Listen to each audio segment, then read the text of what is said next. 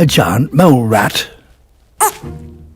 It might look like strange prey for a wolf, but it's the best food to be had on these high plains.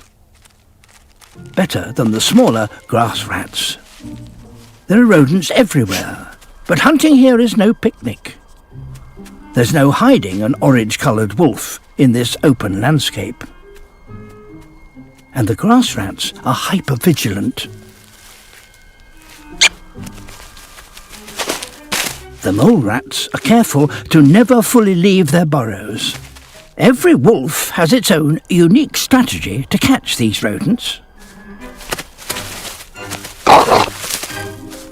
This one tackles the challenge head-on.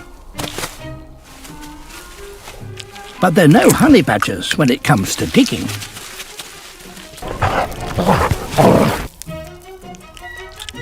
This wolf doesn't care if the prey go underground. He has a different technique for grass rats.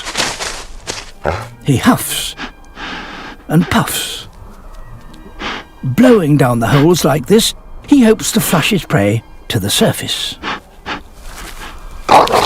Genius!